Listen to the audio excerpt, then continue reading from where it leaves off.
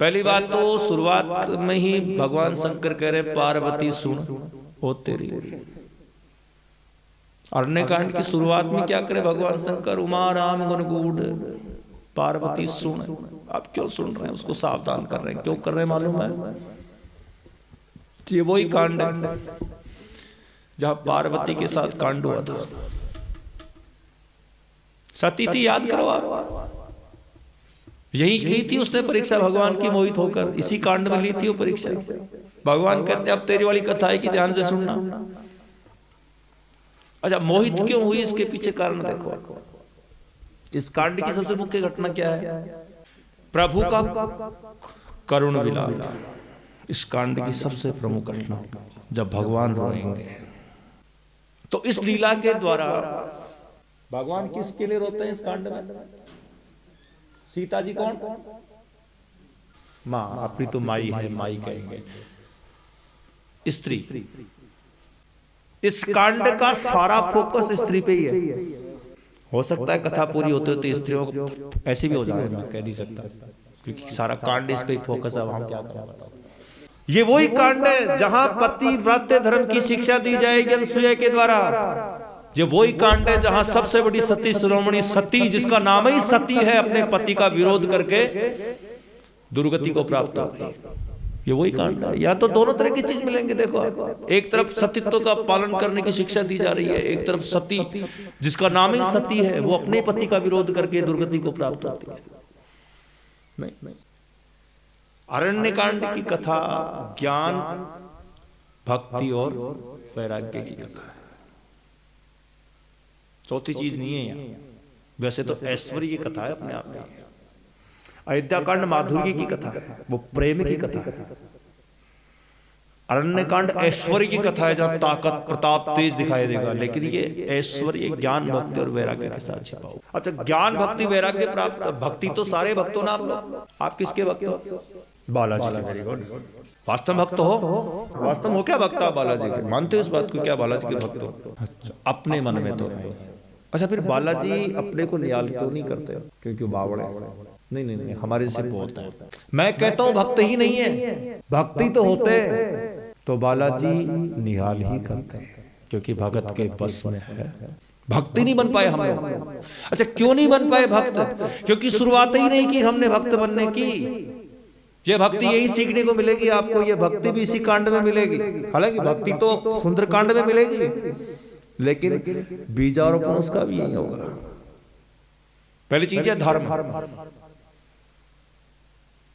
पहली चीज है धर्म। धारण करने योग्य, जो हम धारण कर सके उसी को धर्म कहते हैं। हमें क्या धारण करना चाहिए, जो आचार विचार हम धारण कर सकते हैं उसी को धर्म कहते हैं। ये हिंदू धर्म नहीं है। हिंदू अपने आप में कोई धर्म नहीं है, मुस्लिम कोई धर्म नहीं है, विचारधारा है ये। धर्म का मतलब होता है धारण करने योग्य आचार विचार जो हम धारण कर सके। उनसे में क्या होगा? ज्ञान प्राप्त होगा। क्या होगा? ज्ञान प्राप्त होगा। ज्ञान धर्म से ही प्राप्त होगा।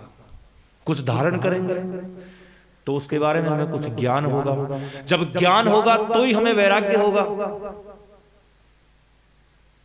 और जब वैराग्य होगा तो ही भक्ति प्राप्त होगी। तो जब धर्म ही नहीं है तो ज्ञान कहां से आएगा, और जब ज्ञान नहीं है तो वैराग्य कहां से आएगा? अगस्त बाबा कोई गुरु क्यों बनाया प्रभु ने? यदि अगस्त बाबा नहीं चाहते तो रावण नहीं मरता। ये बात याद रखना। रावण की मृत्यु की चाबी अगस्त बाबा के हाथ में ही थी। रावण तभी मरेगा जब अगस्त बाबा चाहेंगे, ऐसे नहीं मर सकता।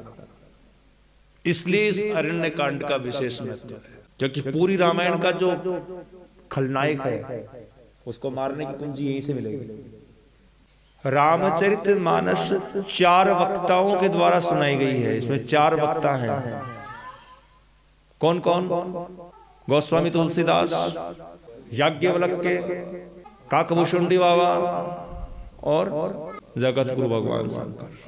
4 वक्ता हैं इस कथा के, जो आप रामचरितमानस में पढ़ते हो। अब घोर आश्चर्य की बात है, अयोध्या कांड में एक भी वक्ता का संप्रेषण नहीं है, एक का भी परिचय नहीं है पूरे अयोध्या कांड। कहीं ऐसा नहीं मिलेगा कि भरद्वाज तू सुन, पार्वती तू सुन, अरे संतो तुम सुनो, या गरुड़ जी तुम सुनो, ऐसा पूरे अयोध्या कांड में कहीं नहीं मिलेगा आपको। वो तो गान किया गया, प्रेम का गान है, वहां भरत जी कथा है वो, और भरत जी कथा से ही वैराग्य की तरफ बढ़ सकते हैं।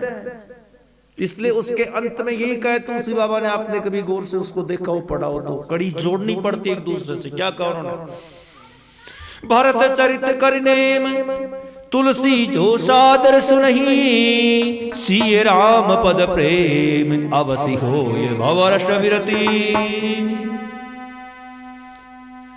भरत जी का चरित्र पढ़ना सुनना जरूरी है, उसके बाद आगे बढ़ोगे। इसलिए कहा कि पूर्ण भरत प्रीति मैं गाई। अब कौन गाई अभी कह नहीं सकते, ये चारों वक्ताओं में से किसने गाई? संत कहते हैं तुलसीदास जी ने गाई, इसलिए उन्होंने कभी किसी का भी उल्लेख नहीं किया पूरे अयोध्या कांड का, किसी वक्ता श्रोता का उन्होंने कोई उदाहरण नहीं दिया। अब यहां शुरू में दे दिया, देखो उमाराम